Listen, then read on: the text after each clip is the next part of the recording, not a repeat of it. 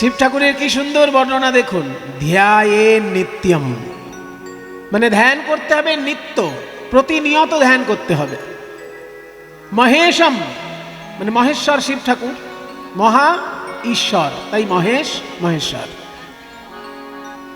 ওই যে বাবা পিছনে ছিল এক্ষুনি, এই তো আছেন। ধ্যায়ে নিত্যং মহেশম রজত গিরি নিভম, রজত মানে রূপ, গিরি মানে পর্বত, নিভং মানে মতন। শিব ঠাকুর যখন বসে আছেন ছাই মেখে, সাদা ছাই মেখে, দেখে মনে হচ্ছে যেন রূপোর একটা পর্বত বিরাজ করছে। সাদা ছাই মেখে যখন শিব ঠাকুর বসে আছে, এখানে তো নীল রঙের দেখাচ্ছে, কিন্তু যখন শিব ঠাকুর সাদা ছাই, হয়তো যখন উনি বিষ খেয়েছিলেন তখন হয়তো এরকম হয়ে গেছিলেন। ওনার তো অনেক কাণ্ড আছে, হয়তো এইরকম নীল হয়ে গেছিলেন যখন বিষ খেয়েছিলেন, পুরো বডি হয়তো নীল হয়ে গেছিল, তারপর হয়তো সেটা কণ্ঠে এসে এক জায়গায় হয়ে গেছিল, নীলকণ্ঠ ওনার নাম। তো যখন উনি সাদা ছাই মেখে থাকেন, দেখে মনে হয় যেন রূপোর একটা পর্বত।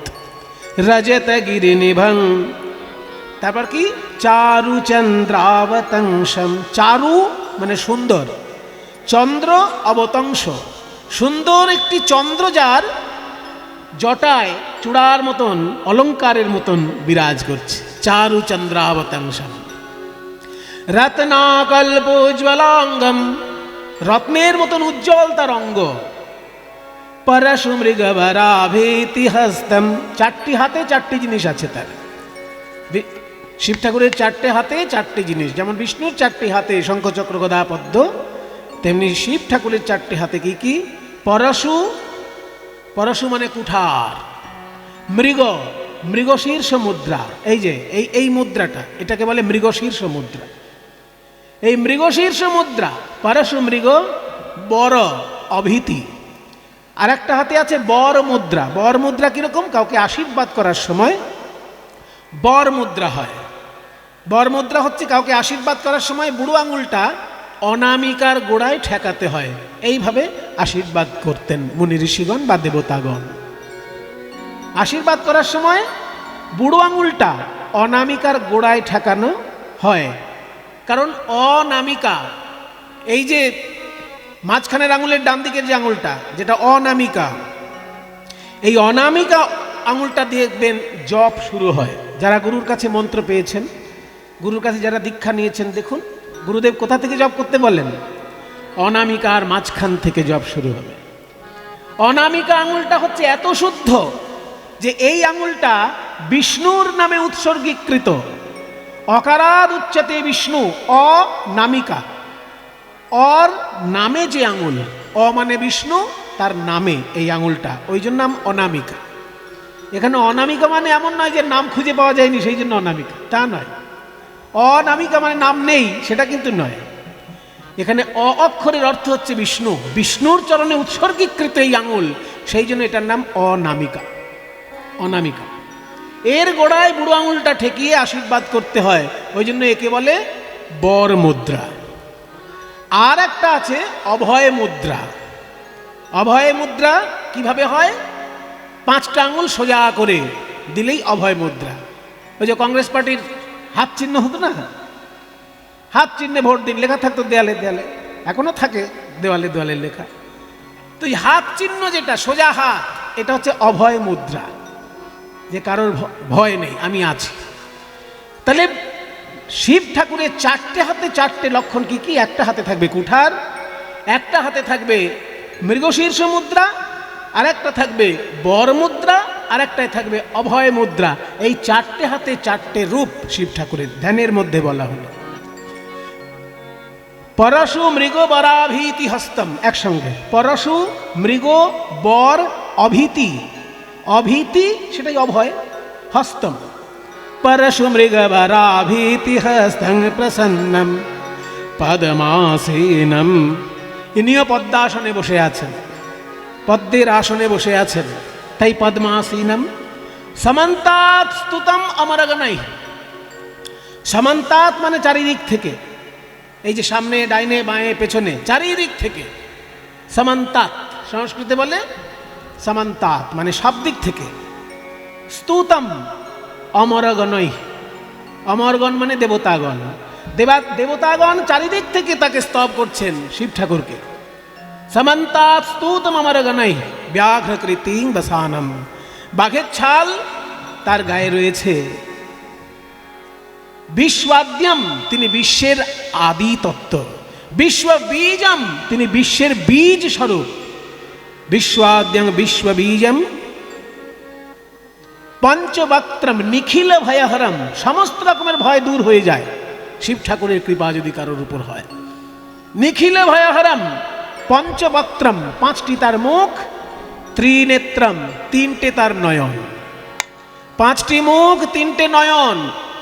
এই যে শিবের এত বড় একটা বর্ণনা, বিষ্ণুর ধ্যান আপনাদের কাছে বললাম, শিব ঠাকুরের ধ্যানও আপনাদের কাছে বললাম, দুটো ধ্যান পাশাপাশি আলোচনা করলাম। কোথাও কি আপনারা সোনা, মণিমুক্ত, মাণিক্যর গয়নার কোনো খবর পেলেন শিব ঠাকুরের ধ্যানের মধ্যে?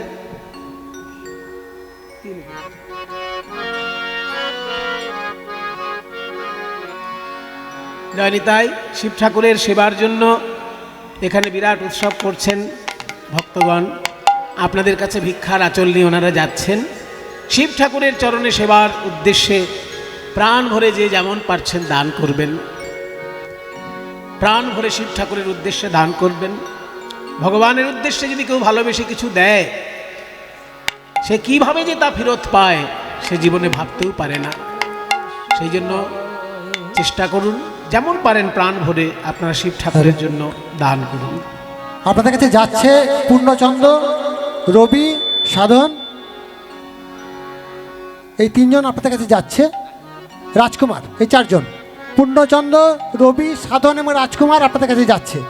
আপনারা যতদূর পারেন একটু সাহায্য করবেন। ভালো করেছে, নামগুলো বলে দিয়েছে, অন্য কেউ যদি গিয়ে হাত পেতে দেবেন না। জয় গুরু। তাহলে এই যে শিব ঠাকুরের বর্ণনা দিলাম, বিষ্ণুর বর্ণনা দিলাম, দুটো ধ্যান পাশাপাশি, এগুলো আপনারা সব জায়গায় পাবেন না, তাই না? পুজোর আসনে এইগুলো বলা হয়, কিন্তু ঠাকুর মশাইয়ের বলার মতো সময় থাকে না, অনেক ক্ষেত্রে ক্ষমতা থাকে না। ক্ষমতা থাকে না সে কথাটা আমার বলাটা ঠিক না, দুঃসাহস ওটা, কিন্তু উপায় থাকে না। পুজোর সময় বসে অত মন্ত্রের ব্যাখ্যা করতে গেলে পুজোয় মন হয় না, সেই জন্য তখন শুধু মন্ত্রগুলো বলে যাওয়া হয়। তা আমরা যে দেখলাম শিবের বর্ণনা দেখলাম, বিষ্ণুর বর্ণনা দেখলাম। বিষ্ণুর ক্ষেত্রে দেখলাম চারটে গয়নার বর্ণনা, আর শিব ঠাকুরের ক্ষেত্রে দেখলাম তার চারটে হাতে কি আছে।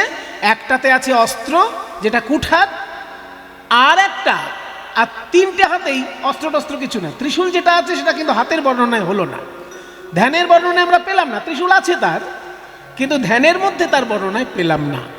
অন্য ধ্যানের বর্ণনায় থাকতে পারে, কিন্তু যেটা রোজকার শিবের ধ্যান, যেটা পুজোয় বসেই ধ্যান করতে হয়, সেই ধ্যানটার মধ্যে আছে তার ত্রিশূল, কিন্তু এই বর্ণনাটার মধ্যে নেই। কিন্তু সোনার গয়নার কোনো লক্ষণ বা কোনো উল্লেখ আমরা ধ্যানের মধ্যে কিন্তু পেলাম না। তার মানে কি, শিব ঠাকুর তিনজন শ্রেষ্ঠ দেবতার মধ্যে একজন।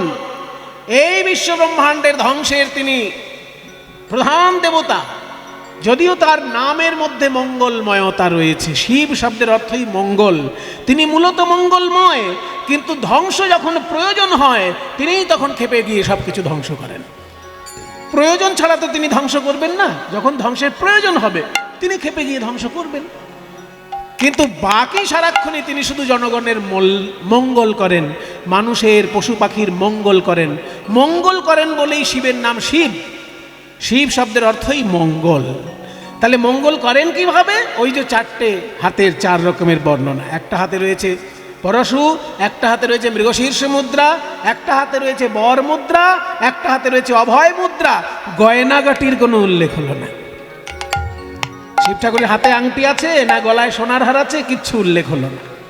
বরং আমরা দেখতে পাই তার গলায় সাপের মালা রয়েছে, তার গলায় হাড়ের মালা রয়েছে, তার গলায় রুদ্রাক্ষের মালা রয়েছে, গয়নাগাটি কিন্তু দেখতে পাই না।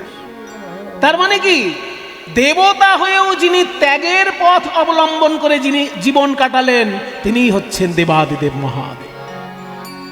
দেবতা হয়েও তিনি ভোগের পথে জীবন কাটালেন না, ত্যাগের পথে জীবন কাটালেন।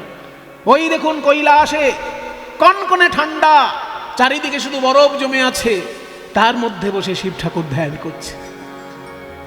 ভয়ঙ্কর সহ্য শক্তি না থাকলে কি করে সম্ভব? তাই তিনি হচ্ছেন গুরু। তিনি নিজে আচরণ করে দেখাচ্ছেন যে এই ভয়ঙ্কর কনকনে ঠান্ডার মধ্যে থেকেও কিভাবে এক মনে ধ্যান করা যায়। তিনি হচ্ছেন যোগের গুরু, তিনি হচ্ছেন সঙ্গীতের গুরু, তিনি হচ্ছেন তন্ত্রের গুরু, তিনি নৃত্যের গুরু, সমস্ত কিছুর তিনি গুরু। এমনকি বেদান্ত দর্শনের তিনি গুরু। মোক্ষ লাভ যদি কেউ করতে চায়, শিব ঠাকুরের চরণেই রয়েছে মুক্তি। তাই শিব ঠাকুর দেবতা হয়েও ত্যাগের প্রতিমূর্তি। তাই সবাই মিলে আমরা শিব ঠাকুরের চরণে জানাই, হে দেবাদিদেব মহাদেব, তুমি তো অল্পতেই সন্তুষ্ট হও, আবার তুমি অল্পতে রেগেও যাও।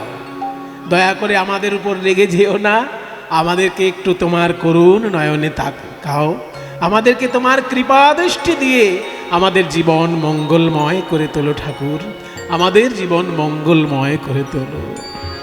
শিব ঠাকুরের মন্দির প্রাঙ্গণে আমরা সকলে সমবেত হয়েছি ভুবন মঙ্গল হরি সংকীর্তনের রস আস্বাদন করার জন্য। শিব ঠাকুর বেশ আশ্চর্য ঠাকুর, কারণ একাধারে তিনি জ্ঞানের দেবতা, আবার একাধারে তিনি যোগের গুরু, আবার তিনি দেবতা হয়েও অতি সাধারণ মানুষের মতন, দিনহীন ভিখারির মতন জীবন যাপন করেন। আমরা যতদূর দেখতে পাই যে দেবতারা খুব শৌখিনভাবে থাকেন, দামি দামি পোশাক পরেন, দামি দামি গয়না পরেন, সেগুলো আমরা দেখতে পাই বা তাদের রূপের বর্ণনায় সেরকম শাস্ত্রেও দেখা যায়। যেমন বিষ্ণুর যে ধ্যান, বিষ্ণুর ধ্যানের মধ্যে গয়নাগাটির উল্লেখ আছে। এগুলো ঠাকুরমশাইদের জিজ্ঞাসা করবেন, পাবেন। আসলে ঠিক জিজ্ঞেসে তো আপনারা করেন না, আর আপনারা জিজ্ঞাসা করলেই উত্তর পাবেন তারও কোনো গ্যারান্টি নেই।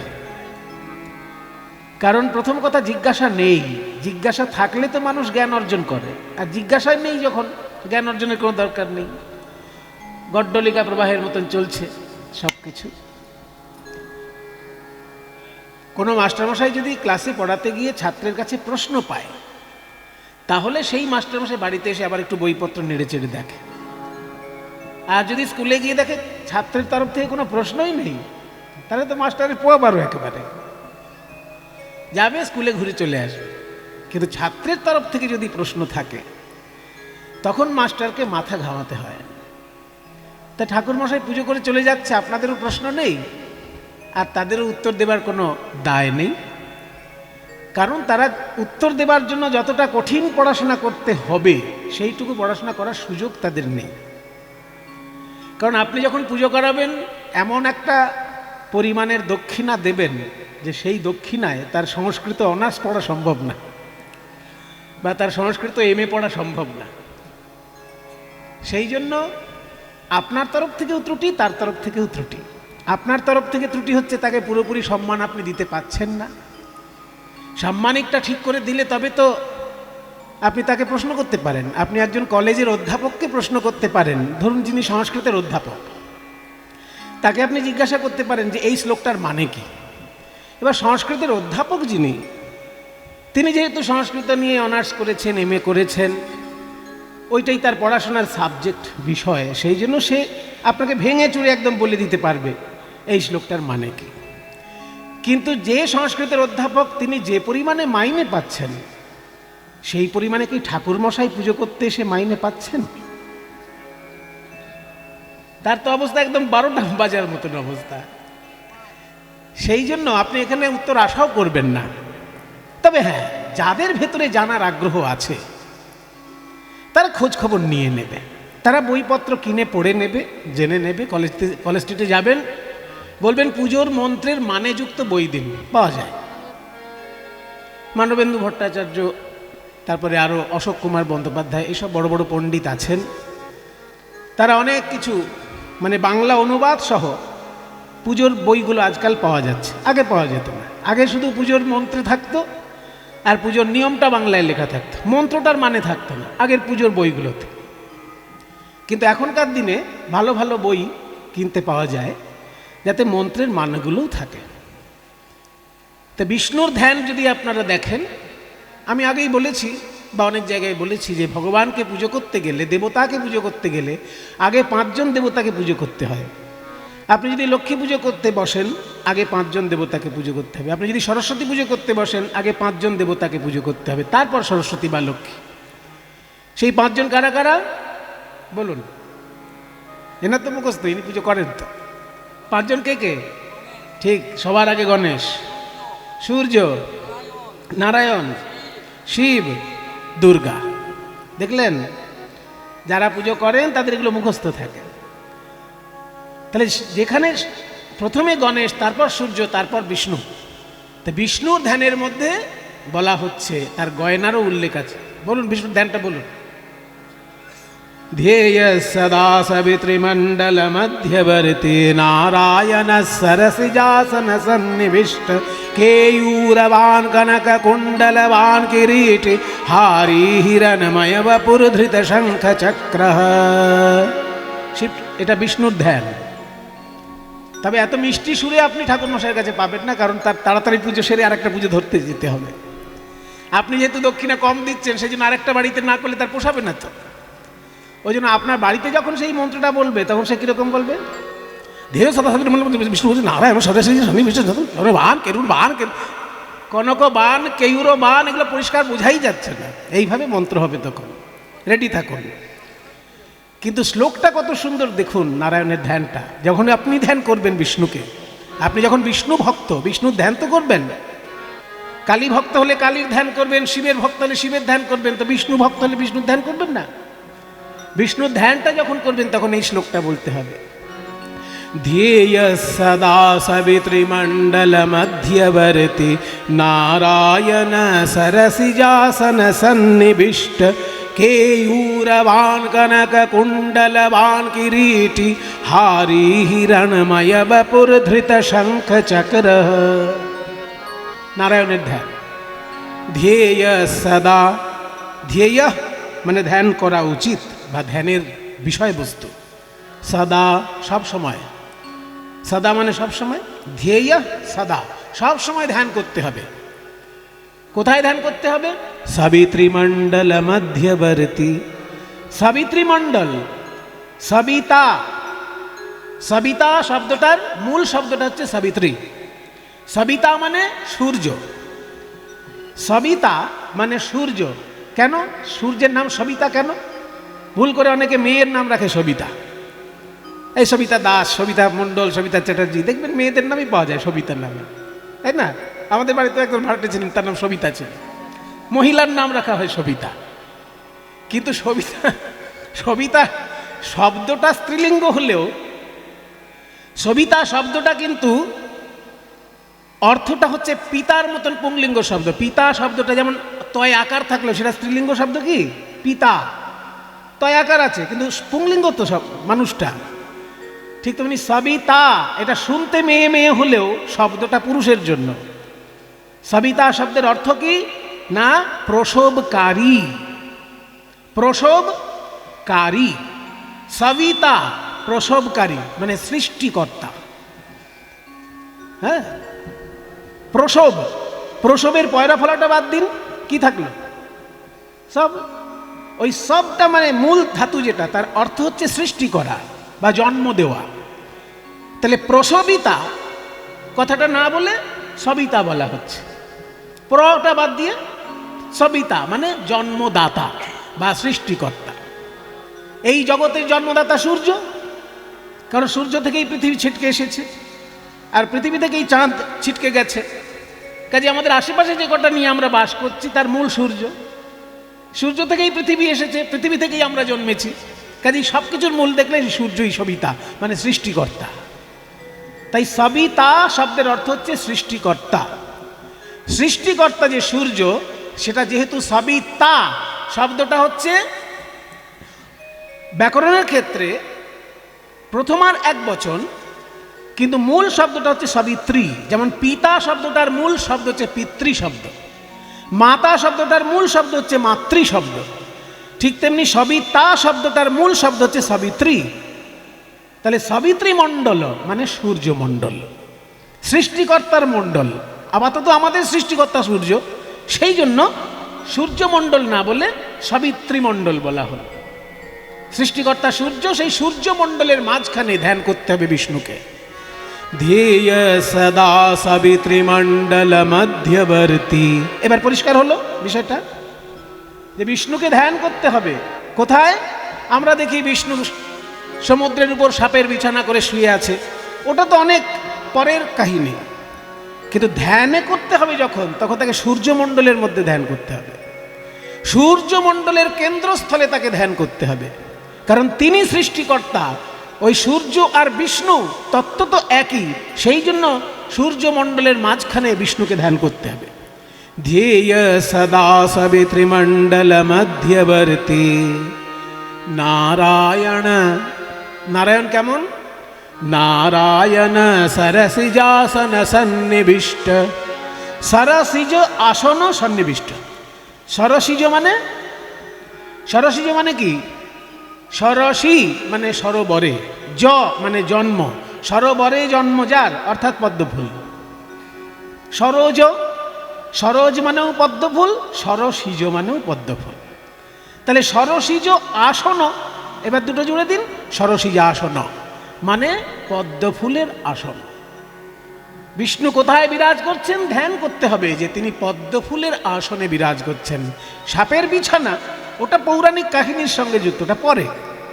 আপনি যখন পুজোর সময় বিষ্ণুকে ধ্যান করবেন, তখন সাপের বিছানায় বিষ্ণুকে ভাবতে হবে না, পদ্মফুলের আসনে বিষ্ণু আছে। ধ্যেয় সদা সাবিত্রীমণ্ডল মধ্যবর্তী নারায়ণ সরসিজাসন সন্নিবিষ্ট। এইবার গয়নার কথা আসছে। কেয়ূরবান কনক কুণ্ডলবান কিরীটি, এই তিনটেই গয়নার কথা বলা হয়ে গেল। কৃষ্ণদা কোনোদিন এগুলো বুঝে বলেছেন? জীবনে বুঝে বলেনি, বলেছে সারা জীবন মন্ত্র। এর সবারই অবস্থা, মানে 99% এই অবস্থা। কিন্তু মন্ত্র বলে যাচ্ছে, তার মানে বোঝে না। বোঝাটা উচিত। নিজে না বুঝলে মানেযুক্ত বই কিনবেন, আর যদি বই কেনার মতন ইচ্ছা না থাকে, ক্ষমতা না থাকে বলবো না, কারণ আজকাল ক্ষমতা নেই এই কথাটা বলা যাবে না। কারণ সবাই বাড়িতে মায়েরা 500 টাকা করে পেয়ে যাচ্ছে, 500 টাকা 1000 কি একটা পাচ্ছেন, সবার হাতে এখন পয়সা, তাই না? সবার হাতে এখন পয়সা আছে। ওই যে কি লক্ষ্মীর ভাণ্ডার বলে না, যে মাসে মাসে ঢুকছে সবার ঘরে, হাতে পয়সা আছে সবার। সেই জন্য পয়সা নেই বইয়ের জন্য এটা বিশ্বাস হয় না। ইচ্ছা নেই আলাদা কথা, যদি কেনার পয়সা থাকে বা ইচ্ছা থাকে তাহলে কিনবেন, আর যদি না হয় আশেপাশে কোনো পণ্ডিত মানুষ থাকলে তাকে সসম্মানে চা বিস্কুট খাইয়ে তার কাছ থেকে মানে জেনে নেবেন। বিনামূল্যে জানবেন না, কারণ তার পাণ্ডিত্য অর্জনের জন্য তাকেও খরচা করতে হয়েছে, তিনি চাটা খাইয়ে দেবেন অন্তত। ধ্যেয় সদা সাবিত্রীমণ্ডল মধ্যবর্তী নারায়ণ সরসিজাসন সন্নিবিষ্ট মানে পদ্মফুলের আসনে সন্নিবিষ্ট বিষ্ণু, ওই সবিতামণ্ডলের মাঝখানে মানে সূর্যমণ্ডলের মাঝখানে। এইভাবে বিষ্ণুকে ধ্যান করবে। এবার তার গয়না কি কি? কেয়ূরবান, তিনি হচ্ছেন কেয়ূরবান। কেয়ূর কি? এই যে হাতে, হ্যাঁ, বাজু বা তাগা পরে না, দেখবেন বড় লোকের ছেলেরা পরে, সাধারণত গরিব মানুষ পরে না। বড় লোকের বাবুদের ছেলে পিলে যারা হয় মোটামুটি থাকে, এখনকার দিনে কমে গেছে এই গয়নাগুলো পরা। এই হাতে একটা তাগা পরা অভ্যাস, মানে সোনার এইখানে একটা গয়না, ওকে বলে কেয়ূর। কেয়ূরবান মানে তার কেয়ূর আছে। কনক কুণ্ডলবান, তার কুণ্ডল আছে এবং সেটা সোনার কুণ্ডল। বিষ্ণুর কানে কুণ্ডলও আছে, সোনার কুণ্ডল, তাহলে কেয়ূরটাও সোনার। কেয়ূরবান কনক কুণ্ডলবান। এবার কিরীটি। কিরীটি মানে কিরীট আছে যার, সেই কিরীটি। কিরীট শব্দের অর্থ হচ্ছে মুকুট, মাথায় মুকুট আছে। তাই মুকুটটাও তো সোনারই হবে। বিষ্ণুর মাথায় কি আর সোনার মুকুট হবে? আমাদের সোনার মুকুট কিনে পরার ক্ষমতা থাকে না, ওই জন্য বিয়ে করতে যাওয়ার সময় সোনার মুকুট মাথার উপর চাপিয়ে দেয়। সোনার মুকুট কেনার ক্ষমতা নেই, তাই সোনার মুকুট। কিন্তু বিষ্ণুর মাথায় তো আর সোনার মুকুট চাপবে না, সেখানে সোনার মুকুট। তাই তার হাতে যে পদক রয়েছে, হাতে যে বাজু রয়েছে সেটাও সোনার, কানে যে কুণ্ডল রয়েছে সেটাও সোনার, আর মাথায় যে মুকুট রয়েছে সেটাও সোনার। তিনটে গয়নার নাম কিন্তু তার ধ্যানের মধ্যেই বলা হয়ে গেল। এটা বলছি কেন না, শিবের ধ্যান আর বিষ্ণুর ধ্যানের পার্থক্যটা কোথায়? বিষ্ণুর ধ্যানের বর্ণনা যখন হচ্ছে, তার গয়নাগাটির বর্ণনা হচ্ছে, আর শিবের গয়নাগুলো শুনবেন, এরপরেই বলবো। কেয়ুরবান কনক কুণ্ডলবান কিরীটি, এবার বলছে হারি। হারি মানে হার আছে যার, বললো না মালা, তাহলে হার যখন বলেছে সোনার হার বা মণিমাণিক্যের হার আমরা ধরে নিতে পারি। তাহলে কত গয়না বিষ্ণুর, হাতে রয়েছে সোনার বাজু, কানে রয়েছে সোনার কুণ্ডল, মাথায় রয়েছে সোনার মুকুট, আবার হারও পরা আছে, তাতে সোনাও থাকতে পারে, মণিমুক্তাও থাকতে পারে। হারি হিরণময়া বাপুর ধৃত শঙ্খ চক্র। হিরণময়া বাপু, সোনায় সোনায় মোড়ানো যেন তার অঙ্গ, বা সোনার মতো মূল্যবান তার অঙ্গ, দুদিক থেকে অর্থ হতে পারে। সোনায় মোড়ানো তার অঙ্গ বা সোনার মতো মূল্যবান তার অঙ্গ। হিরণময়া বাপু, ধৃত শঙ্খ চক্র। এবার হাতে কি আছে সেগুলো বলছে, তিনি ধরে আছেন শঙ্খ এবং চক্র। শঙ্খ হচ্ছে শান্তির প্রতীক, চক্র হচ্ছে যুদ্ধের প্রতীক। বদমাইশ লোকের জন্য বিষ্ণুর হাতে চক্র আছে, আর সভ্য ভদ্র ভালো মানুষের জন্য বিষ্ণুর হাতে শঙ্খ আছে, তাই না? শয়তানগুলোর জন্য চক্র আছে, আর যারা ভালো মনের মানুষ তাদের জন্য হাতে শঙ্খ আছে। সুর, শঙ্খ মানে সেখানে একটা সুরের খেলা চলে। ফাঁকা জায়গায় শঙ্খের মধ্যে আওয়াজ হচ্ছে মানে কি, ব্রহ্মতত্ত্ব খেলা করছে সেখানে, সুর ব্রহ্ম খেলা করছে শঙ্খের মধ্যে। আকাশের প্রতীক হচ্ছে শঙ্খ। যখন আমরা আরতি করি 5টা তত্ত্ব নিবেদন করতে হয় ভগবানকে, তার মধ্যে একটা শঙ্খ। শঙ্খটাও শেষকালে দেখবেন শঙ্খ জল দেওয়া হয় না, এবং শঙ্খধ্বনি করা হয় আরতির শেষে। কারণ শঙ্খ হচ্ছে শব্দ, শঙ্খ থেকে শব্দ বেরোয়, আর শব্দ হচ্ছে আকাশের গুণ। আকাশের গুণ হচ্ছে শব্দ। মহাকাশের যে অংশতত্ত্ব সেটা সব শঙ্খের মধ্যে দিয়ে প্রকাশ পায়।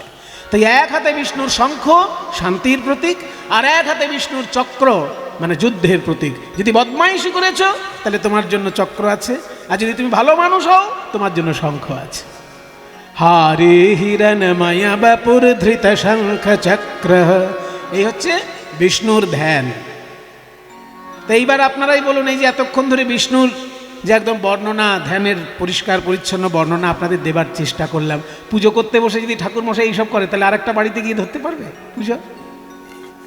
তাকে তো ওই টাইমের মধ্যে আরেকটা বাড়ি পুজো শেষ করতে হবে, হবে না। ওই জন্য কীর্তনের আসনে জেনে নিচ্ছেন বিনামূল্যে, এটা একটা বিরাট বড় ব্যাপার।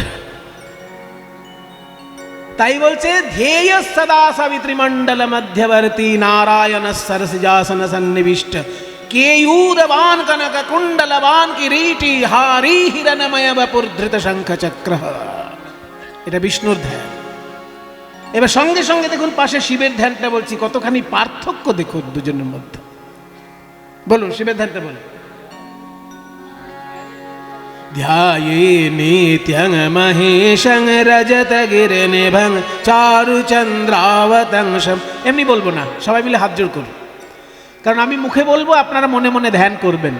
শিব ঠাকুরের ধ্যান বলছি, ওই জন্য আমি যখন বলবো এটা আপনারা হাত জোড় করে শুনুন। সবাই আমার সঙ্গে বলুন, ওম নমঃ শিবায়, ওম নমঃ শিবায়। সবাই বলুন, ওম নমঃ শিবায়, ওম নমঃ শিবায়, ওম নমঃ শিবায়, ওম নমঃ শিবায়, ওম নমঃ শিবায়, ওম নমঃ শিবায়, ওম নমঃ শিবায়, ওম নমঃ শিবায়, ওম নমঃ শিবায়, ওম নমঃ শিবায়, ওম নমঃ শিবায়, ওম নমঃ শিবায়, ওম নমঃ শিবায়, ওম নমঃ শিবায়। ধ্যায়ে নিত্যং মহেশং রজত গিরিনিভং চারু চন্দ্রাবতংশম রত্নাকল্পোজ্জ্বলাঙ্গং পরশুমৃগবরাভেতি হস্तं প্রসন্नं পদ্মাসীनं समन्तास्तुतममरगणैः व्याघ्रकृतिं वसानं विश्वाद्यं विश्वबीजं निखिलभयहरं पञ्चवक्त्रं त्रिनेत्रम्। ॐ नमः शिवाय, ॐ नमः शिवाय, ॐ नमः शिवाय, ॐ नमः शिवाय, ॐ नमः शिवाय, ॐ नमः শিবায় ওম নমঃ শিবায় ওম নমঃ শিবায় ওম নমঃ শিবায়, ওম নমঃ শিবায়, ওম নমঃ শিবায়। শিবায় ওম নমঃ শিবায়। আজকে আমরা মহাপ্রভুকে দেখব শ্রীধাম বৃন্দাবনে। প্রেমের ঠাকুর গৌরাঙ্গ মহাপ্রভু বৃন্দাবনে গিয়ে কি করলেন? যেহেতু এই গৌরাঙ্গ মহাপ্রভুই বৃন্দাবনে শ্রীকৃষ্ণ ছিলেন, তাই তিনি যখন বৃন্দাবনে গিয়েছেন তার সব লীলাভূমি এক একটা দর্শন করছেন আর অবাক হয়ে তাকিয়ে থাকছেন। মনে করুন যারা জাতিস্বর হয়, জাতিস্বর মানে যে পূর্বজন্ম মনে করতে পারে, সেই জাতিস্বর যদি মনে করতে পারে তার পূর্বজন্মটা, এবং সে যেখানে জন্মেছিল সেই জায়গাটা যদি বেড়াতে যায়, তার যেমন একটা অদ্ভুত আনন্দ হয় যে আমি আগের জন্মে এইখানে জন্মেছিলাম, এইখানে কত ধুলো খেলা করেছি, এইখানে কত লাভঝাপ করেছি, এইখানে কত মজা করেছি, আবার কষ্টও পেয়েছি। ঠিক সেই রকম গৌরাঙ্গ মহাপ্রভু যখন বৃন্দাবনে ভ্রমণে গিয়েছেন, তার নিজেরই তো লীলাভূমি, নিজের লীলাভূমি নিজে দর্শন করছেন, কখনো হাসছেন, কখনো কাঁদছেন, কখনো নাচছেন। পদকর্তা বলছেন, গৌরাঙ্গ সুন্দর প্রেমে গর গর ভ্রময়ে যমুনা তীরে, কৃষ্ণদাস সহ পুরব রভস ধাম দেখিয়া ফিরে। কৃষ্ণদাস সহ, কৃষ্ণদাস হচ্ছে মহাপ্রভুর একজন প্রিয় পার্ষদ, যাকে সঙ্গে করে তিনি তীর্থ ভ্রমণে গিয়েছিলেন। সেই কৃষ্ণদাস সহ পুরব রভস ধাম দেখিয়া ফিরে। বৃন্দাবন দেখতে দেখতে যাচ্ছেন, আর কি বলছেন? দেখিতে দেখিতে উন্মত চিতে, দেখিতে দেখিতে উন্মত চিতে, আজ হেরয়ে মোহন দেখিতে দেখিতে উন্মত চিতে, হেরয়ে মোহন। কৃষ্ণদাস কহে এই কালী দহে, কৃষ্ণদাস কহে এই কালী দহে, আগে কর দর্শন প্রভু, আগে কর দর্শন। আর কৃষ্ণদাস কহে এই কালী দহে, আগে করো দর্শন প্রভু, আগে করো দর্শন। এই তো সেই কালী দহ প্রভু, এই তো সেই কালী দহ, এই তো সেই কালী দহ, এই তো সেই কালী দহ। যেথায় কালীয় দমন হয়েছিল, এই তো সেই কালী দহ। যেথায় কালীয় দমন হয়েছিল, এই তো সেই কালী দহ। যেথায় কালীয় দমন হয়েছিল, তারপর যুগে বৃন্দাবনে কালীয় দমন। গৌর হরি বল। বৃন্দাবনে কালীয় দমন হয়ে, ওই দাপর যুগে বৃন্দাবনে প্রভু এই তো সেই কালী দহ। কৃষ্ণদাস কহে এই কালী দহে, আগে করো দর্শন, আগে করো দর্শন। যমুনার তীরে ঘুরতে ঘুরতে যেই না কালীদহ ঘাটে এসেছেন আমার সোনার গৌর, ওই কালীদহ ঘাট দর্শন করিয়ে কৃষ্ণদাস বলে, ওগো প্রভু দেখো দেখো, এই হলো সেই কালীদহ ঘাট, যেখান থেকে শ্রীকৃষ্ণ ঝাঁপ দিয়েছিলেন কালীদহের জলে। এই সেই জায়গা, এই সেই জায়গা। আহা, একটু প্রণাম করতে দাও আমাকে, একটু প্রণাম করতে দাও। কালেয়স্য ফণরত্ন কোটিমম कूटयन् पदसरोजघट्टनैः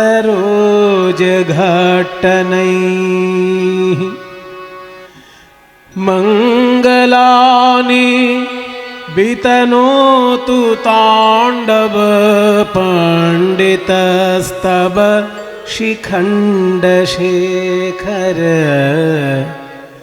कालियस्य फणरत्नकुट्टिमम्।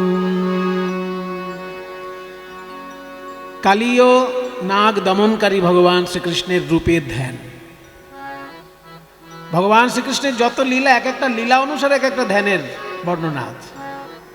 কালীয় দমন যখন করছেন সেই রূপটার, যে সাপের উপর সেই যে এমন করে পদাঘাত দিয়েছেন যে সাপের মুখ থেকে রক্ত বেরিয়ে আসছে, মাথা থেকে মণিটা ছিটকে গিয়ে কৃষ্ণের পায়ের উপর পড়ছে, সেই সময় একটা পা দিয়েছেন কালী নাগের মাথায়, আর একটা পা তুলে আর একটা পদাঘাত দেবেন বলে অপেক্ষা করছেন, অথচ ওদিকে বাঁশি ধরে অন্যদিকে তাকিয়ে মৃদু মৃদু হাসছেন।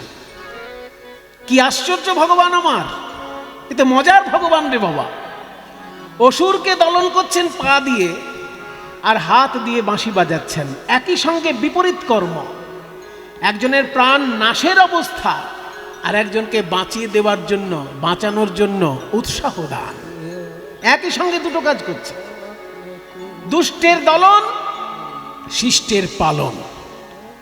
দেখুন একই সঙ্গে এদিকে পদাঘাত করছেন কালীয় নাগের মাথায় পা দিয়ে, আবার ওদিকে হাতে বাঁশি নিয়ে মিষ্টি মিষ্টি হাসছেন। মানে কালীদহের ঘাটের তীরে যারা দাঁড়িয়ে আছেন তাদের দিকে তাকিয়ে, ওদের মধ্যে গোপীরাও তো আছে, ওই ললিতা, বিশাখা, চিত্রা, চম্পকলতা, তুঙ্গবিদ্যা, ইন্দুরেখা, রঙ্গদেবী, সুদেবী, রাধারানীর দল সবাই তো ওই দিকে আছেন।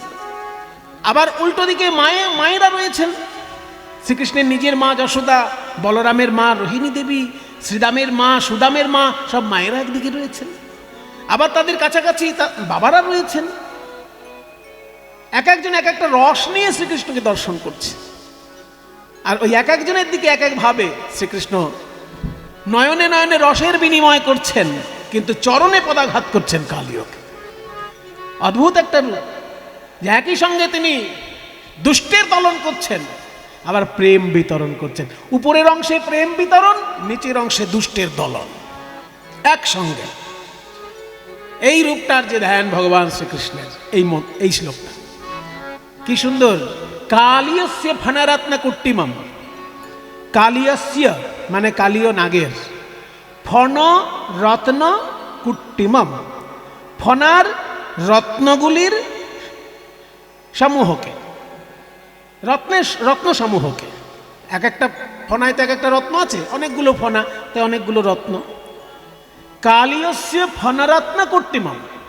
এবার কুট্টায়ন, যেন টুকরো টুকরো করে দিচ্ছে, এমন পদাঘাত করছে, পদাঘাতের এত জোর যে পদাঘাতের রত্ন পর্যন্ত ভেঙে চুরে যাচ্ছে। মানে চরণ আর নেই, ওই পদ্ম ফুলের মতন চরণ যেটা বর্ণনা পাওয়া যায়। দুষ্ট দলনের সময় কৃষ্ণের ওই রূপ নয়, তখন বজ্রের মতন চরণ। চরণ এসে যখন কালীয় নাগের মাথায় পড়ছে, একদম বজ্রাঘাতের মতন এসে পড়ছে, তাতে মাথা ফেটে রক্ত যেমন বেরোচ্ছে, রত্নটাও টুকরো হয়ে যাচ্ছে। তাই বলছে কালীয়স্য ফণরত্ন কুট্টিমম কুট্টায়ন। কিভাবে না, পদ সরোজ ঘট্ট নেই। পদ মানে চরণ, সরোজ মানে পদ্মফুল। ওই যে একটু আগে বলেছি সরসীজ মানে সরোবরে যার জন্ম, সরোজ মানে পদ্মফুল। তাহলে পদ সরোজ মানে চরণ কমল। ঘট্ট নয়, আঘাত দিয়ে, পদ্মফুলের আঘাতে পাথর ভেঙে যায়, এ কাণ্ড বাবা জীবনে শুনিনি। এইটাই তো সাহিত্য, এটাই তো কাব্য। যেটা চোখে দেখা যাবে না কোনোদিন, সেটা লীলার মধ্যে উপলব্ধি হচ্ছে। চোখে কোনোদিন দেখা যাবে না যে একটা পদ্ম ফুলের আঘাতে পাথর ভেঙে টুকরো হয়ে গেল, কিন্তু লীলায় দেখা যাচ্ছে যে শ্রীকৃষ্ণের চরণটা যেন পদ্ম ফুল, কিন্তু তার আঘাতে কালীয় নাগের মাথায় যে রত্ন ভেঙে চৌচুর হয়ে যাচ্ছে। তাই পদ সরোজ ঘট্ট নয়, মানে চরণ কমলের আঘাতে। এই রকম অবস্থায় যে ভগবান বিরাজ করছেন, এই রূপটাতে মঙ্গলানি বিতনু তু, মানে মঙ্গল প্রকাশ করুন, মঙ্গল বিকাশ করুন আমাদের তিনি। মঙ্গলা নিবেদনাতুতে পণ্ডিত তাণ্ডব শেখর। তাণ্ডবের যিনি সেরা শিল্পী। তাণ্ডব কাকে বলে না, নৃত্য যারা শেখেন, নাচ যারা শেখেন গুরু ধরে, তারা জানেন যে মেয়েদের নাচকে বলা হয় লাস্য, আর পুরুষের নাচকে বলা হয় তাণ্ডব। মেয়েদের নাচের মধ্যে একটা লালিত্য থাকবে, একটা কোমলতা প্রকাশ পাবে, আর পুরুষের নাচের মধ্যে একটা কাঠিন্য এবং শাসন প্রকাশ পাবে, দম্ভ দর্প অভিমান প্রকাশ পাবে। পুরুষের মধ্যে একটা কাঠিন্য প্রকাশ পাবে, আর নারীর নাচের মধ্যে একটা লালিত্য প্রকাশ পাবে। এই যে পুরুষের নাচ তাকে বলে তাণ্ডব, আর নারীর নাচ তাকে বলে লাস্য। তা তাণ্ডবের যিনি শ্রেষ্ঠ শিল্পী, আমরা জানি শিব ঠাকুরই শ্রেষ্ঠ শিল্পী, কিন্তু ভগবান শ্রীকৃষ্ণও তাণ্ডব নৃত্য করেছেন রাসলীলায়। ওই জন্য বলা হচ্ছে তাণ্ডব পণ্ডিত স্তব শিখণ্ড শেখর। তিনি তাণ্ডবের পণ্ডিত, আবার শিখণ্ড শেখর। শিখণ্ড মানে ময়ূরের পালক, ময়ূরের পালক যার মাথায় আছে, সেই শিখণ্ড শেখর।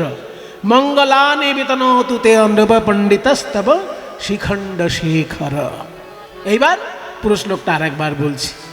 কালিয়স্য ফণরত্ন কোটিমম কোটয়ন পদ সরোজ ঘট্টनै মঙ্গলানি বিতনোতু তাণ্ডব পণ্ডিতস্তব শিখণ্ড শেখর। কালিয়স্য রত্নকূটিমম কালিয়স্য ফণরত্নকূটিমম। এই সেই কালিয়দাহ ঘাট যেখান থেকে শ্রীকৃষ্ণ ঝাঁপ দিয়েছিলেন। তাই যখনই কালিয়দমন লীলা ভগবান শ্রীকৃষ্ণ নিজে করেছেন, তিনি আজকে গৌরাঙ্গ মহাপ্রভু। তার নিজের লীলাভূমি যখন নিজে দেখতে এসেছেন, মনে পড়ল আমি যখন কালিয়দমন করেছিলাম আমার মা কেঁদেছিল, আমার দাদা বলাই কেঁদেছিল, আমার বাবা নন্দরাজা কেঁদেছিল। কাহা মোর মাতা শ্রীরাম আদি সখা, কাহা মোর গোপীগণ। ও কাহা মোর মাতা শ্রীরামাদি সখা, কাহা মোর গোপীগণ। কৃষ্ণ দাস বলো বলো, ও কৃষ্ণ দাস তুমি বলো বলো। বলি কাহা মোর মাতা শ্রীরামাদি সখা, কাহা মোর গোপীগণ।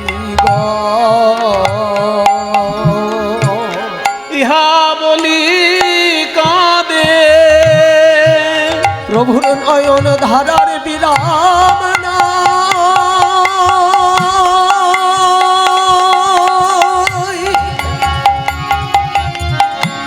পুরাবের ভাবে বিভোর হয়ে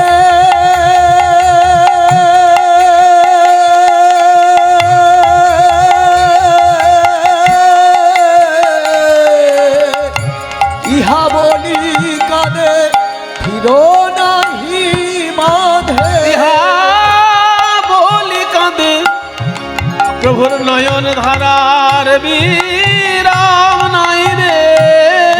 ইহা বলি কাঁদে প্রভুর নয়ন ধারার বিরাম নাই রে। পূর্ব লীলার কথা স্মরণ করে প্রভুর নয়ন ধারার বিরাম নাই রে।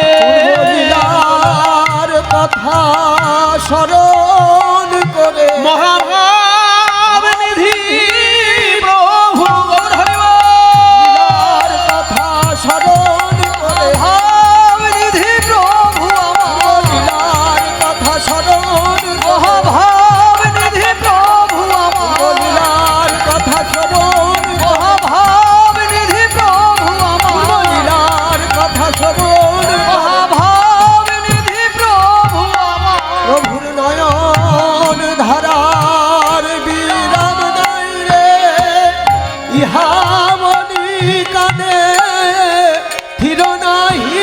নাথে মাধব আকুল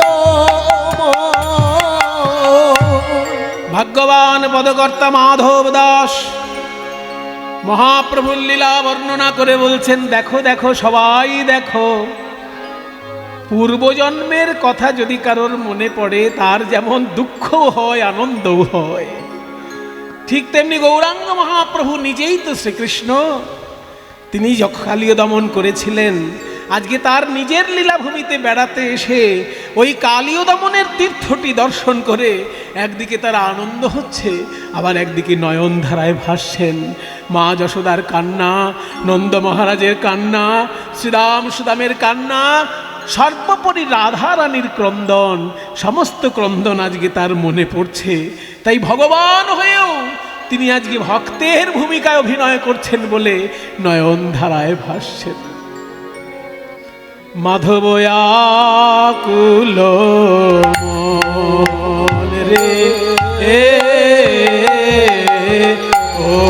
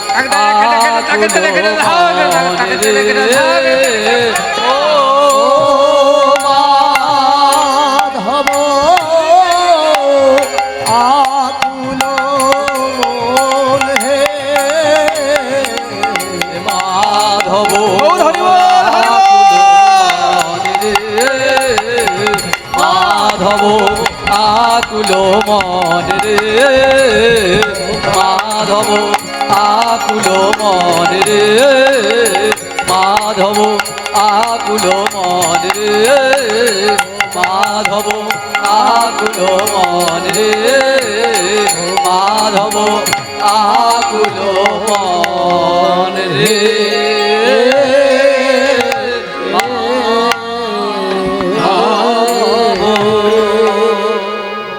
মধুর বৃন্দাবনে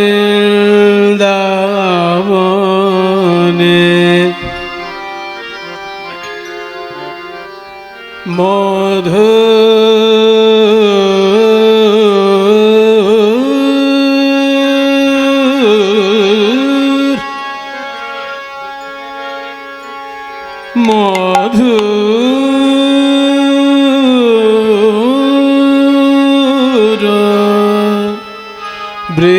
বৃন্দাবনে চলো রে মন চল মন মধুর বৃন্দাবনে, চল মন মধুর বৃন্দাবনে, চল মন মধুর বৃন্দাবনে, মধুর মধুর বৃন্দাবনে,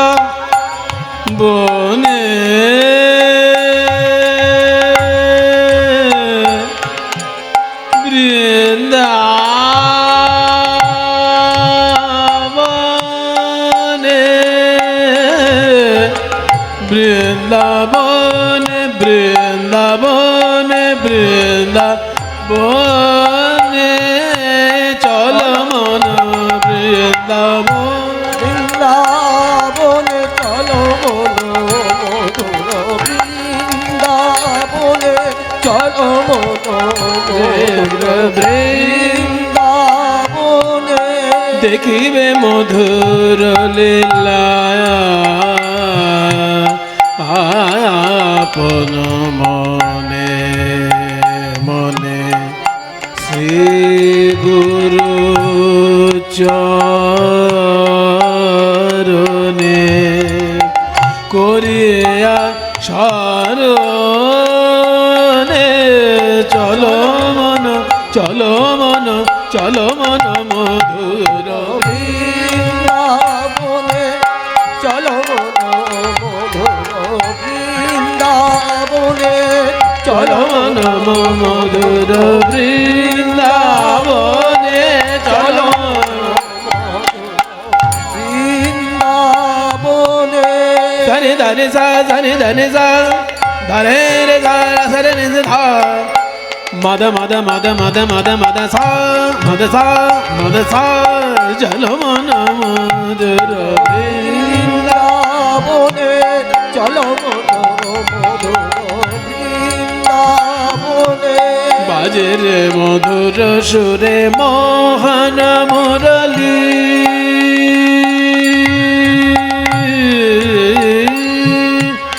বাজে রে মধুর সুরে মোহন মুরলী, বাজে রে মধুর সুরে মোহন মুরলী,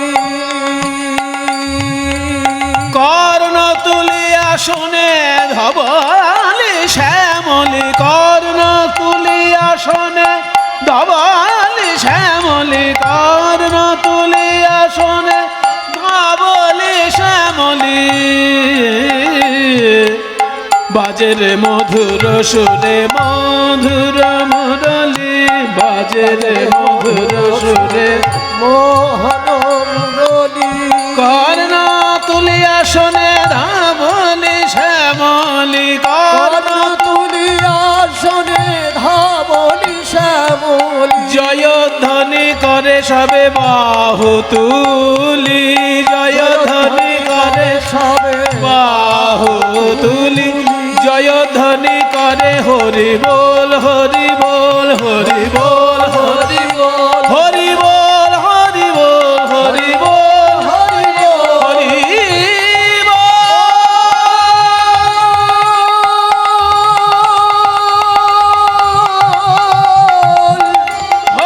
হরি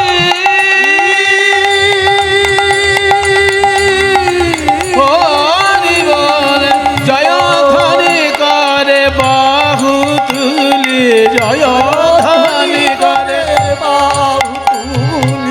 নাচে ময়ূর যত পেখম তুলি, নাচে ময়ূর যত পেখম, আহা নাচে ময়ূর যত পেখম তুলি, নাচে ময়ূর যত পেখম তুলি, মধুর মধু বৃন্দাবনে, মধু বৃন্দাবনে, মধু বৃন্দাবনে, চল রে মধুর বৃন্দাবনে, চল বাজে রে মুরলী বৃন্দাবনে, বাজে রে মধুর বৃন্দাবনে, চল মন মধুর, চল মন মধুর, চল মন মধুর বৃন্দাবনে।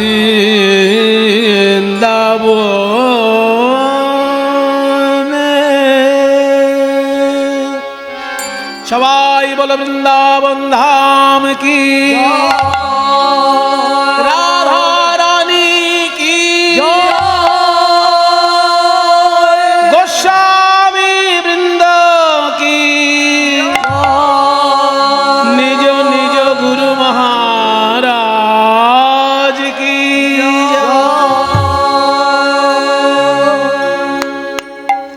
মধুময় বৃন্দাবন। কিন্তু বাবা একটা জিনিস জানবেন, যেখানে ভালো থাকে না সেখানে খারাপও এসে বাসা বাঁধতে চায়। ভালোর পাশাপাশি মন্দ থাকে বলেই কিন্তু ভালোর এত নাম ডাক ছড়ায়, তাই না? সবাই যদি ভালো হয়ে যায় তাহলে আর ভালোর কোনো মূল্য থাকবে?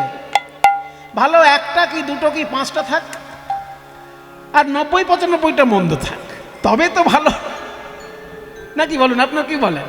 ৯৫টাই ভালো আর 5টা যদি মন্দ হয় তাহলে ভালোর কোনো দাম থাকবে?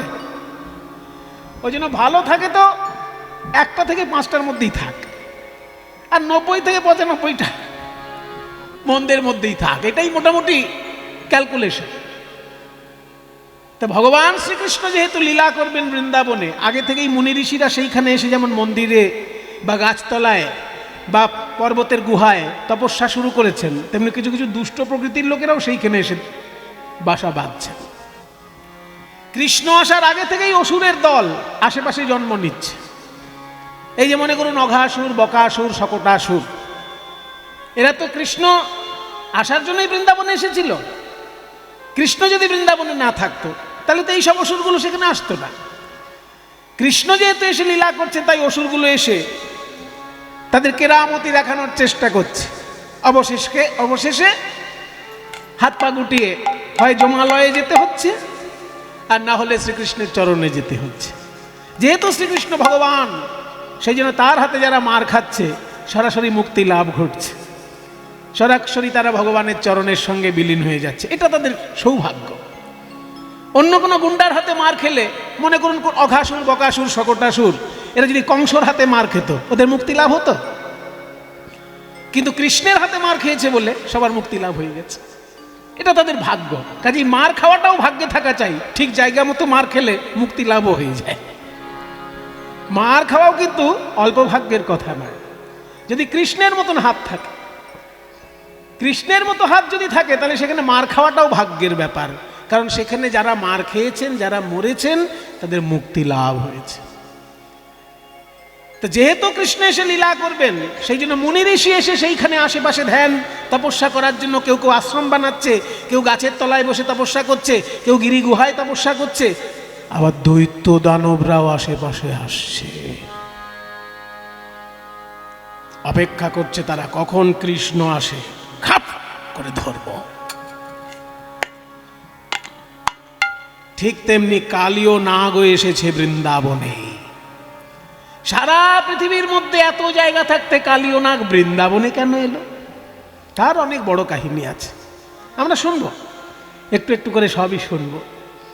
বৃন্দাবনে কালীয় নাগ এসে যেই জায়গাটায় থাকতেন, সেই জায়গাটার নাম হচ্ছে কালীদহ। কালীয় দহ। দহ কাকে বলে? এই যে শিয়ালদহ নাম শুনেছেন তো, শিয়ালদা স্টেশন, শিয়ালদা স্টেশন পুরো নামটা কি? শিয়ালদা তো নয়, শিয়ালদহ। তেমনি খড়দা, আমরা খড়দা বলি, কিন্তু লিখতে হয় কি? খড়দহ। তেমনি দহ শব্দের অর্থটা কি তাহলে? শিয়ালদহ, খড়দহ। দহ জিনিসটা কি তাহলে? দহ জিনিসটা হচ্ছে হ্রদের মতন। হ্রদ, হ্রদ জানেন তো, বিরাট বড় জলাশয়কে হ্রদ বলে, বিরাট জলাশয়। দিঘির থেকে অনেক বড় জলাশয়, তাকে বলে হ্রদ। অনেকগুলো পুকুরের মতন, অনেকগুলো পুকুর মিলেমিশে এক জায়গায় হয়ে যাবে, সেরকম যদি হয় সেটা দিঘি। আর দিঘিও প্রায় 100-150 দিঘি ঢুকে যেতে পারে, 1000 খানেক দিঘি ঢুকে যেতে পারে, এত বড় জলাশয় যদি থাকে, তাকে বলে হ্রদ। কিন্তু হ্রদ উচ্চারণটা সবসময় হয় না, হয় রফলা দ, হ্রদ তো। কিন্তু কিছু কিছু লোক ছোটবেলা থেকে রফলা উচ্চারণ করে না বলে আজীবন করতে পারে না। আমাদের দলে একজন ছিল, নামটাম বলবো না শেষকালে, পরে গিয়ে আমাকে আবার যা খুশি তাই শোনাবে। সে কোনোদিন র ফলা উচ্চারণ করে না। মানে কারোর নাম যদি প্রদীপ হয় সে প্রদীপ বলবে, প্রদীপ দা, ও প্রদীপ দা, আচ্ছা না, এরকম প্রদীপ বলে না কোনোদিন। তেমনি ব্রহ্মা বিষ্ণু মহেশ্বর, ব্রহ্মা র ফলা বলে ব্রহ্মা বিষ্ণু মহেশ্বর, ব্রহ্মা প্রদীপ। তাহলে র ফলা বাদ দিয়ে বলা হ্রদ যদি হয় তাহলে কি বলবো? হদ। এবার হদ হদ এটা বারবার বলুন, দেখুন কিরকম উল্টে যাবে। হদ হদ হ দহ দহ দহ দহ। যারা বাংলা ভাষা নিয়ে গবেষণা করেন তারা জানেন যে শব্দ এইরকম ভাবে পাল্টে যায়। হ্রদ শব্দটাই রফলাবাদ হয়ে গিয়ে হদ হয়েছিল, সেই হদটা উল্টে গিয়ে দটা আগে এসে গেছে, হটা পরে হয়েছে দহ, অর্থাৎ দহ মানে হ্রদই। তাহলে এই যে হ্রদ, কালীয় নাগ যে হ্রদে বাস করতেন, সেই হ্রদটা কেমন হ্রদ? সেই হ্রদটা কিন্তু একটা প্রাকৃতিক হ্রদ, মানে খুঁড়ে তৈরি করা হয়নি, হ্রদটা আপনা আপনি তৈরি হয়েছে। হ্রদের অনেক রকমের রূপ আছে বাবা, যারা ভূগোল নিয়ে পড়াশোনা করেন দেখবেন, হ্রদ অধ্যায়টা দেখবেন, হ্রদের অনেক রকমের রূপ আছে। তার মধ্যে এক রকমের হ্রদকে বলা হয় অশ্বক্ষুরাকৃতির হ্রদ। এই অশ্বক্ষুরাকৃতির হ্রদ কোনগুলো হয় না, নদী যেতে যেতে, মনে করুন নদীটা সোজা যাচ্ছে, যেতে যেতে হঠাৎ মারাত্মক বাঁক নিল। এই যে নদী যাচ্ছে যাচ্ছে যাচ্ছে, হঠাৎ বাঁদিকে বাঁক নিল। এই যে নদী বাঁদিকে বেঁকে গেল, ওই যে নদীর বাঁকের মাথায় একটা বিরাট বড় জলাশয় তৈরি হচ্ছে আস্তে আস্তে। পরবর্তীকালে নদীর গতিপথ ওই দিকে না গিয়ে আবার ছোট করে একটা গতিপথ বাদিকে তৈরি হয়ে গেল। ওই বিরাট বড় জলাশয়টা নদীর বাঁকের মাথাতে রয়ে গেল, নদী থেকে বিচ্ছিন্ন হয়ে গেল, তার নাম হয়ে গেল অশ্বক্ষুরাকৃতির হ্রদ। নদীর বাঁকেই তৈরি, অথচ নদী থেকে বিচ্ছিন্ন হয়ে গেল। তাহলে যখনই নদী থেকে বিচ্ছিন্ন যতক্ষণ না হচ্ছে সেটাকে হ্রদ বলা হবে না, সেটা নদীরই অংশ।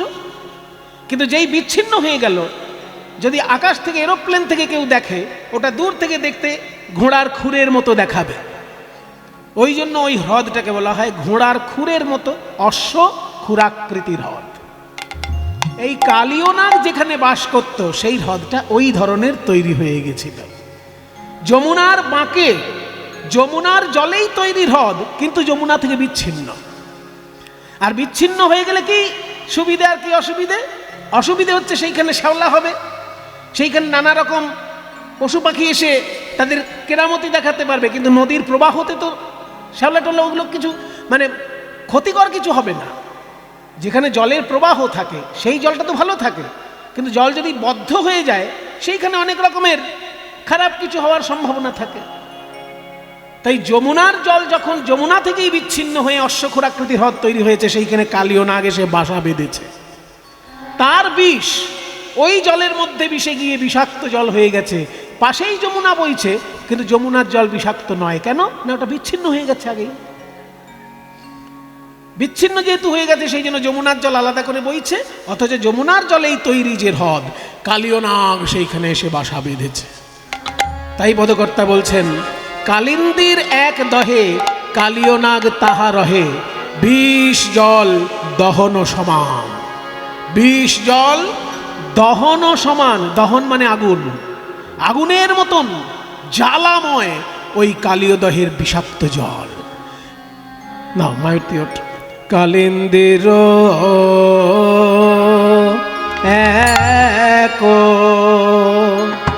এক দহে হাত হাতে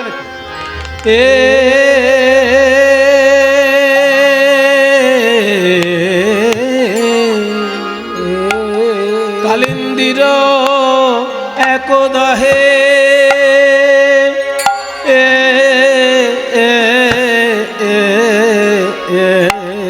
কালীয় নাগ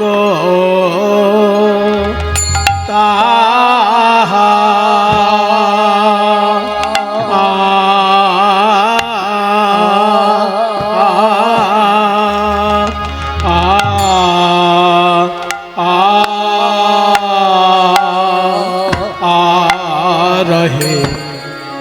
কালিন্দির এক দহে কালিও নাগ তাহা রহে রে আহা রে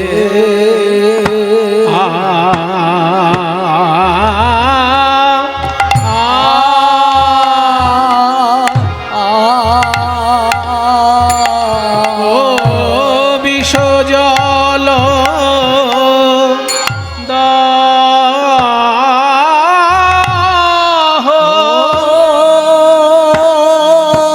আগুনের মতো বিষাক্ত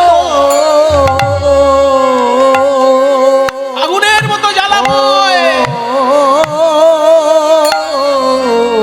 ওই জল দহন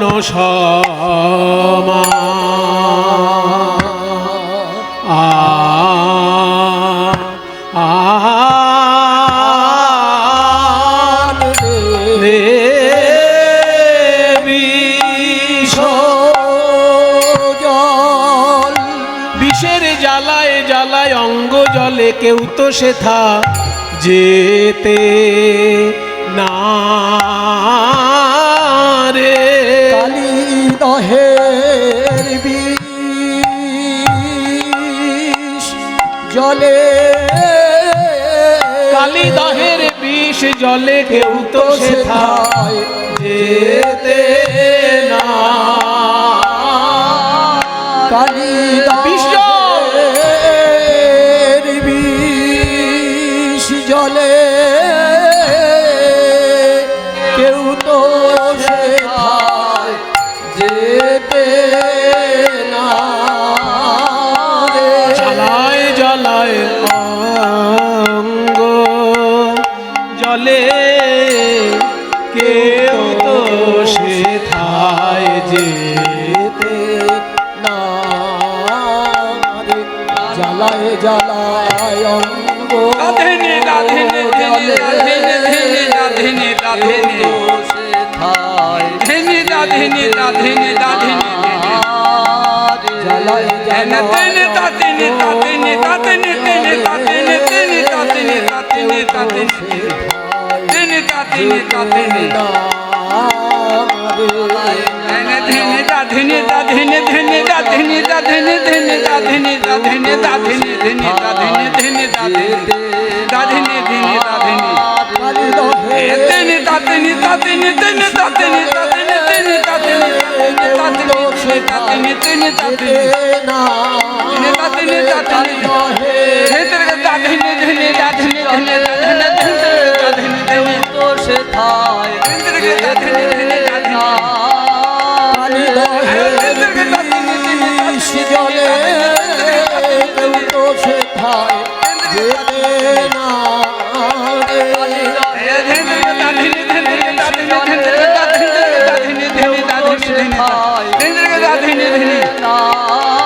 জ্বালায় জ্বালায়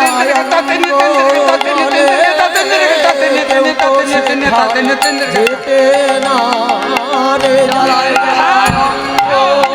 জলে কেউ তো সেথায় যেতে না।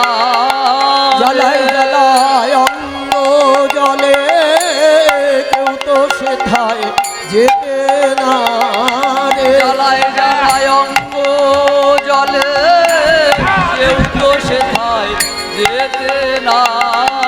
কালী দহের বিষ জলে কেউ তো সেথায় যেতে না রে। কালী দহের বিষ জলে কেউ তো সেথায় যেতে না।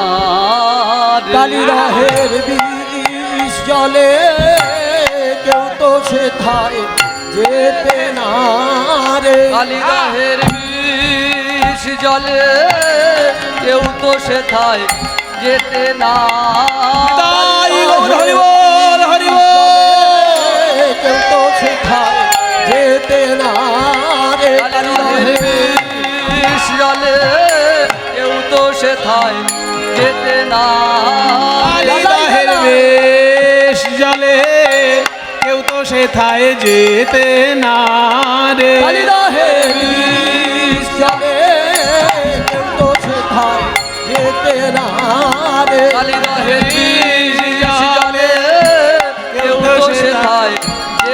না জ্বালায় জ্বালায় অঙ্গ জলে কেউ তো সেথায় যেতে না জ্বালায় জ্বালায় অঙ্গ জলে কেউ সেথায় যেতে না জ্বালায় জ্বালায় অঙ্গ জলে কেউ তো সেথায় যেতে না রে জ্বালায় জ্বালায় অঙ্গ জলে কেউ তো সেথায় যেতে না জ্বালায় জ্বালায় অঙ্গ জলে কেউ তো সেথায় যেতে না জ্বালায় জ্বালায় অঙ্গ জলে কেউ তো সেথায় যেতে না কালিদহেরি জলে কেউ তো সেথায় যেতে না রে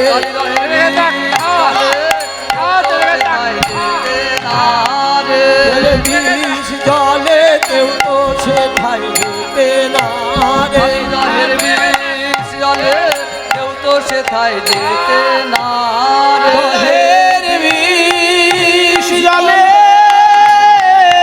কেউ তো সেথায় যেতে না রে বিষ জলে কেউ তো সেথায় যেতে না রে অঙ্গ জলে কেউ তো সেথায় জ্বালায় জ্বালায় অঙ্গ জলে কেউ তো সেথায় যেতে না রে কালিন্দির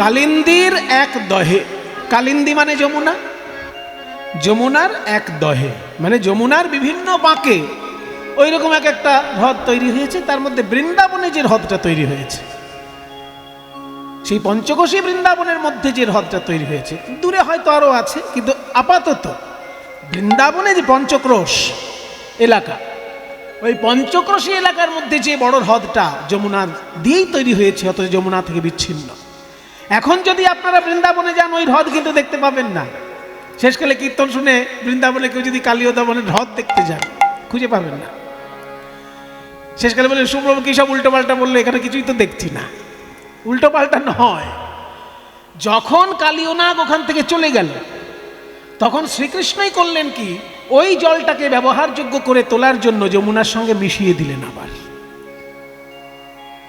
শ্রীকৃষ্ণের সময়ে হ্রদটা আলাদা ছিল যার জন্য যমুনা থেকে বিচ্ছিন্ন হয়ে তার জলটা বিষাক্ত ছিল যমুনার জল বিষাক্ত ছিল না ওই হ্রদের জল বিষাক্ত ছিল কিন্তু যখন কালিয়নাগ সেখান থেকে চলে গেল আস্তে আস্তে সেই জল স্বাভাবিক হয়ে গেল বিষমুক্ত হয়ে গেল তখন শ্রীকৃষ্ণ যমুনার মূল ধারার সঙ্গে ওই হ্রদটিকে এমনভাবেই মিশিয়ে দিলেন যে যমুনার ধারা থেকে আর আলাদা করে তার কোনো অবস্থান থাকলো না সেই জন্য এখন যদি বৃন্দাবনে যান যেখানে কালিয়দহ ঘাট দেখবেন সেটা যমুনার তীরেই এখন আলাদা কোনো হ্রদ আপনারা দেখতে পাবেন না বৃন্দাবন দর্শনে যাবেন অবশ্যই গিয়ে যেখানে কালিদহ ঘাট আছে সেই গাছ তো এখনো আছে যে গাছে উঠে শ্রীকৃষ্ণ ঝাঁপ দিয়েছিলেন সেই গাছ এখনো রয়েছে ওখানে কি করে ওই গাছটি ওখানে এলো তাহার উপরে বায় কোনো পাখি যদি উড়ে যায় তাহার উপরে বায় তাহার উপরে তাই গৌর উপরে বায় তাহার উপরে বায় তাহার উপরে বায় তাহার উপরে বায় বায় তাহার কোন পাখি যদি উড়ে যায় পড়ে তাহা তেজিয়া পরাণ রে বিষ জলে পড়ে তাহা সেই পাখির প্রাণ যে পাখি কালিদহের উপর দিয়ে উড়ে যায় ওই বিষ জলের জ্বালায় ছটফট করতে করতে তার মধ্যে পড়ে যায় আর কালিয়নাগের খাদ্য হয়ে যায় তার প্রাণ আকুলি বিকুলি আকুলি বিকুলি করে গো পড়ে তাহা আকুলি বিকুলি ওই কালিদহের বিষ জলে পড়ে প্রাণ আকুলি বিকুলি দেহের বিষ জলে সবাই ছটপট করে গো ওই কালী দহে বিষ জলে প্রাণ হারায় ছটপট করে গো কালী দহে বিষ জলে জানো ছটফট করে গো কালী দহে বিষ জলে সবাই ছটপট করে গো কালী দহে বিষ জলে প্রাণ আকুলে বিকুলি ওই বিষ জলে আকুলে বেকুলি করে গো পড়ে তাহা তেজিয়া পরাণ যমুনা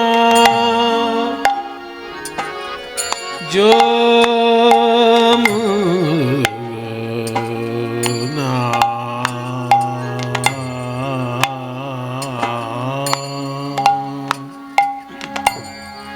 যমুনা যমুনা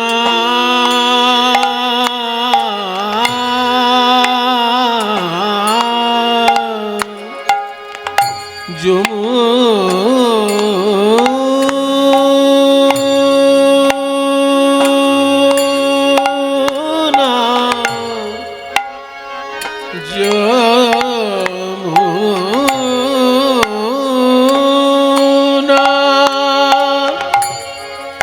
যমুনা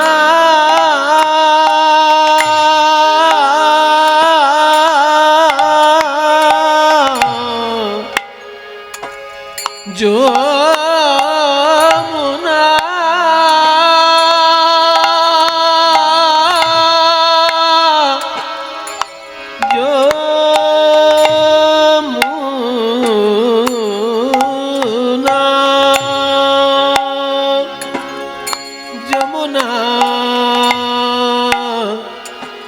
যমুনা যমুনা কে তীরে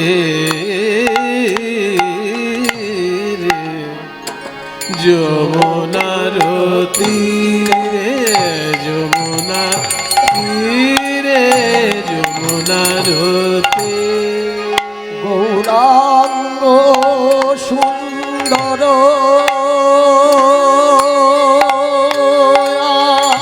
আমার গৌরাঙ্গ সুন্দর প্রেমে গর গর যমুনা যমুনা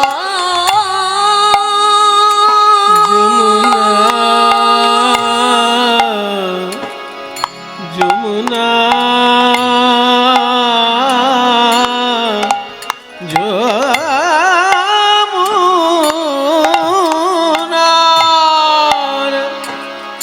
যমুনার তীরে যমুনার তীরে যমুনার তীরে মহাপ্রভুর ভাব বোঝা তো যায় না বোঝা তো যায় না ওই ভাব নিধির ভাব কিছু বোঝা তো যায় না ভাব নিধির ভাব কিছু বোঝা তো যায় না ভাব নিধির ভাব কিছু বোঝা তো যায় না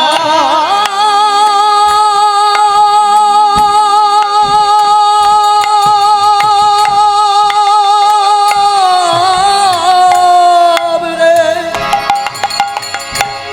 ভাব নিধি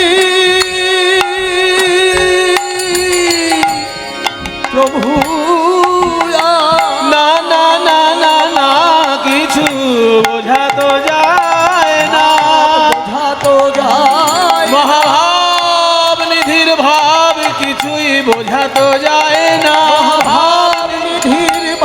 কিছু দণ্ডে দণ্ডে নব ভাবের উদয় ভাব ভাব হরি ভাব কিছু দণ্ডে ভাবের উদয় দণ্ডে দণ্ডে ভাবের ভাব নিধির ভাব কিছু দণ্ডে দণ্ডে ভাবের ভাব নিধির ভাব কিছু দণ্ডে দণ্ডে ভাবের ভাব নিধির ভাব দণ্ডে দণ্ডে ভাবের ভাব নিধির ভাব কিছু দণ্ডে দণ্ডে ভাবের ভাব নিধির ভাব কিছু দণ্ডে দণ্ডে ভাবের ভাব নিধির ভাব কিছু দণ্ডে দণ্ডে ভাবের মহাভাব নিধির ভাব কিছু দণ্ডে দণ্ডে ভাবের মহাভাব মহাভাব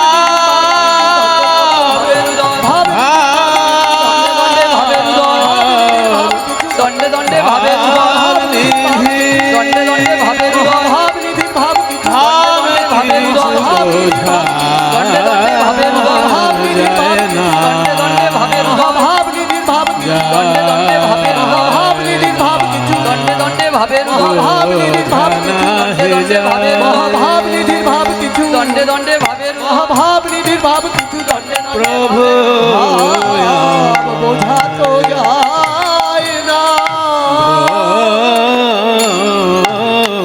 ময়ে যমুনার তীরে যমুনার তীরে যমুনার তীরে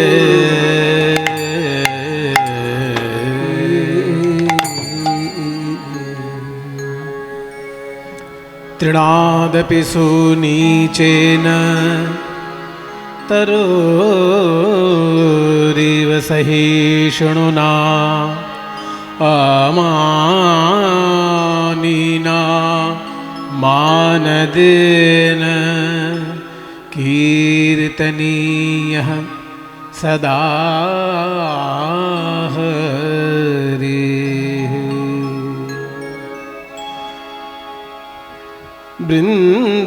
बृन्दावनं सखि भुवो वितनोति कीर्तिं यद्देवकी सुतपदाम्बुजलब्धलक्ष्मी गोविन्द वेणुमनुमत्त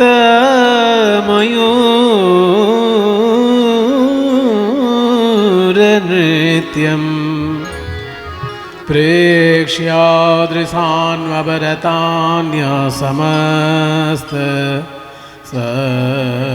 सत्यम् अन्यसमस्तसत्त्वम् জয়নিতাই উপস্থিত সকল গৌর গোবিন্দ অনুরাগী ভক্তবৃন্দ, বাবা ভোলানাথের চরণে শরণাপন্ন ভক্তবৃন্দ, সবার শ্রীচরণে আমার কোটি কোটি দণ্ডবত প্রণাম।